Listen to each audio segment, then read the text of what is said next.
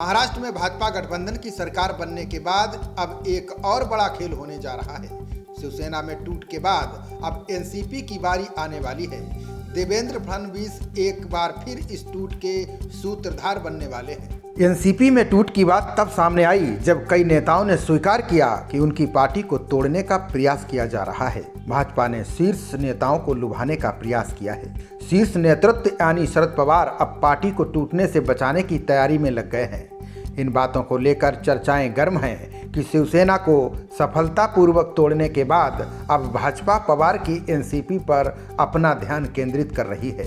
NDA सरकार में NCP के 2 मंत्री नवाब मलिक और अनिल देशमुख महीनों से जेल में हैं। ईडी पहले ही एनसीपी नेता एकनाथ खड़से की कथित मनी लॉन्ड्रिंग के लिए संपत्तियों को कुर्क कर चुकी है। आयकर विभाग ने पिछले साल कर चोरी के आरोप में अजित पवार से जुड़े व्यवसायों पर छापा मारा था। एनसीपी के पूर्व मंत्री हसन मुशर्रफ पर भी उनसे जुड़ी एक चीनी मिल में गड़बड़ी और धोखाधड़ी के आरोप लगे हैं। अब चर्चाएं हैं कि ये नेता राहत पाने के लिए भाजपा के संपर्क में हैं। शिंदे सरकार के शपथ लेने के कुछ ही घंटों बाद अजित पवार के करीबी एनसीपी नेता धनंजय मुंडे ने देर रात फडणवीस के साथ बैठक की। बता दें कि मुंडे महाराष्ट्र में बड़े ओबीसी नेता हैं। महाराष्ट्र विधान परिषद में एक आक्रामक नेता के तौर पर उनकी अपनी पहचान है।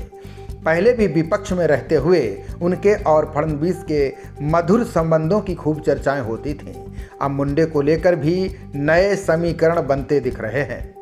एनसीपी के नेताओं का मानना है कि सरकार बदलने के साथ ही कई नेताओं को पार्टी छोड़ने में अब ज़्यादा समय नहीं लगेगा। नाम ना जाहिर करने की शर्त पर एनसीपी के बड़े नेता ने भी इसका खुलासा किया है। उन्होंने बताया कि ईडी के चक्कर में कई नेता फंसे हैं। मुझे यकीन है कि ठाकरे के बाद अब हम बीजेपी के लिए टारगेट नंबर 1 हैं। बीजेपी फिर से अजित पवार को निशाना बना सकती है। पिछले साल उनके ठिकानों पर कई छापे मारे गए थे। 2019 में भाजपा के साथ गठबंधन करने के बाद उनके खिलाफ कुछ मामलों को बंद कर दिया गया था। ये बात अलग है कि अल्पमत की सरकार कुछ ही दिनों तक चली थी। अब फिर से आयकर विभाग की नज़र पवार पर है। अजित पवार और उनके करीबियों के टूटने की दूसरी अन्य वजहें भी हैं। इस बारे में एनसीपी के सचिव ने कहा कि पार्टी में उत्तराधिकार पर स्पष्टता की कमी है।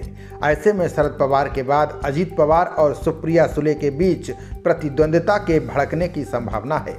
ये सभी पार्टी के अस्तित्व पर सवाल खड़े करते हैं। खबरों का सिलसिला जारी रहेगा। देखते रहिए जनप्रवाद। नमस्कार।